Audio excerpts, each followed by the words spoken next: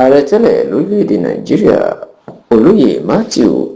Òkìkíọlá Àrẹ̀mú Olúṣẹ́gun Ọbásanjọ́ ó mà tún ti jáde tán ó sí igbákejì ẹ̀ tí ó ṣe igbákejì ẹ̀ lásìkò tó ń darí orílẹ̀‐èdè nàìjíríà láàrin ọdún 1999 sọdún 2007 ìyẹn Alhaji Atiku Abubakar tí olóyè Olúṣẹ́gun Ọbásanjọ́ tó sì là á mọ́lẹ̀ wípé òun kábàámọ̀ wípé òun fi Atiku Abubakar òun fi ṣe igbákejì ààrẹ nàìjíríà ní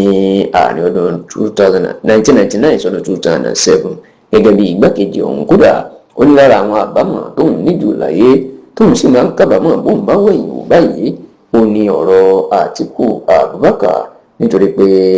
àwọn àwà tí ó wù sóhun àti àwọn tóun padà mọ̀ nípa ẹ̀ lẹ́yìn tóun yàn tán ó jẹ́ baba ńlá kàyéfì àti ìmọ̀ ńlá fún òun. Lópin ọ̀sẹ̀ tó kọjá ìní olóyè Olúṣẹ́gun Ọbásanjọ́ tó tún jẹ́ balógun ìlú Òwu ní Abẹ́òkúta ní ìpínlẹ̀ Ògùn ló sọ̀rọ̀ yìí níbi tí wọ́n ti ń ṣe ìfilọ́lẹ̀ ìwé gbajúgbajà ọkùnrin ajàfẹ́tọ̀ọ́ ọmọnìyàn tó tún jẹ́ olórin ní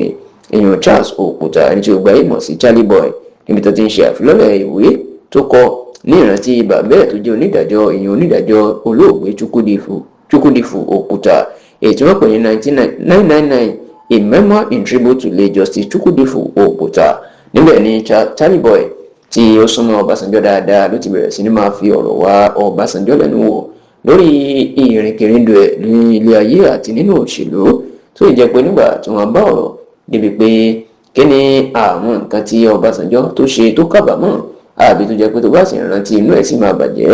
inú jẹ́ kó dì í mọ̀ pé bí Àtíkù Abubakar bó ṣe di ààrẹ orílẹ̀-èdè Nàìjíríà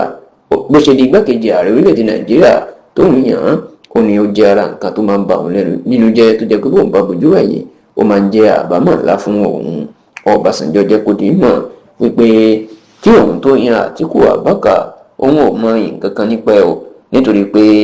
òun rò pé èèyàn dáadáa ni ṣùgbọ́n òun ní kété tóun yan Àtíkù Abubakar tán táwọn àṣírí burúkú kan tún sóun lọ́wọ́ nípa ẹ̀ ó ní nígbà yẹn lòun mọ̀ pé òun ti ṣe èèyàn òun sì ti kábàámọ̀ wípé òun yan Àtíkù Abubakar rárá àti rárá. ṣáò ẹ rántí wípé ní àìpẹ́ yìí ènìyàn Ọbásanjọ́ ìlójú òkú ọ̀rọ̀ lu Àtíkù Abubakar lásìkò tó ń fún gómìnà tẹ́lẹ̀ ní ìpínlẹ̀ Ògùn Àrẹ̀mú Olúṣẹ́gun Ọ̀ṣọ́bà lésì ọ̀rọ̀ tó sọ nípa ẹ̀ tó sì jẹ́ pé nígbà tó tún yẹ̀yẹ́ Àtíkù Abubakar ilé Àtíkù Abubakar fún lésì nípasẹ̀ àtẹ̀jíṣẹ́ tí ọ̀kan lára àwọn agbẹnusọ ẹ̀ tó fi síta ní ọ̀gbẹ́ni Frank Shaibu tó jẹ́ kó dì í mọ̀ pé